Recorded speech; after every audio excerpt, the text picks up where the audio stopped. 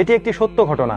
মুনিবা নামের একটি মেয়ে তার বোনের বাসায় যাওয়ার জন্য বাসা থেকে বের হয়েছিল। যেতে যেতে প্রতিমধ্যে অন্ধকার হয়ে যায়, রাত হয়ে যায়। সে দ্রুত যাওয়ার জন্য একটি শর্টকাট রাস্তা বেছে নিল। অন্ধকারের মধ্যে সে রাস্তা দিয়ে সে যখন যাচ্ছিল, সে দেখতে পেল সামনে একটি লোক দাঁড়ানো। সে খুব ভয় পেয়ে গেল। সে মনে মনে আয়াতুল কুরসি পড়তে লাগলো এবং ওই লোকটিকে অতিক্রম করে সে তার বোনের বাসায় পৌঁছে গেল। এবং পরদিন সকালে নিউজ পেপারে সে দেখলো সে যে রাস্তা দিয়ে এসেছিল গত রাতে, সেই রাস্তায় একটি মেয়েকে রেপ করা হয়েছে। এবং ওই রাস্তা দিয়ে ওই রাতে যত মানুষ গিয়েছিল তাদের সবাইকে থানায় ডেকে নেওয়া হয়েছে। যথারীতি ওই মেয়েটিকেও থানায় ডেকে নেওয়া হলো। তাকে জিজ্ঞেস করা হলো জেলখানার মধ্যে ওই রেপিস্ট লোকটিকে দেখিয়ে, এই লোকটিকে তুমি গতকাল রাতে ওখানে দেখেছিলে?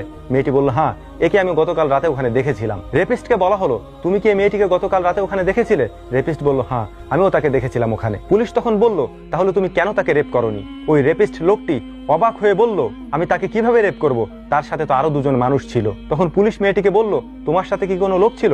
মেয়েটি বলল, না, আমার সাথে কোনো লোক ছিল না। আমি ভয়ে ভয়ে তার সামনে দিয়ে আয়াতুল কুরসি পড়তে পড়তে সেখান থেকে অতিক্রম করেছি। প্রিয় ভাই আমার, এখানে গুরুত্বপূর্ণ একটি শিক্ষা আমাদের জন্য রয়েছে, আর সেটি হচ্ছে আয়াতুল কুরসি। এই আয়াতুল কুরসির গুরুত্ব এই সত্য ঘটনার মাধ্যমে আমরা জানতে পেরেছি, বুঝতে পেরেছি যে আল্লাহ তাআলা মানুষকে কিভাবে সাহায্য করতে পারেন এ দোয়ার মাধ্যমে।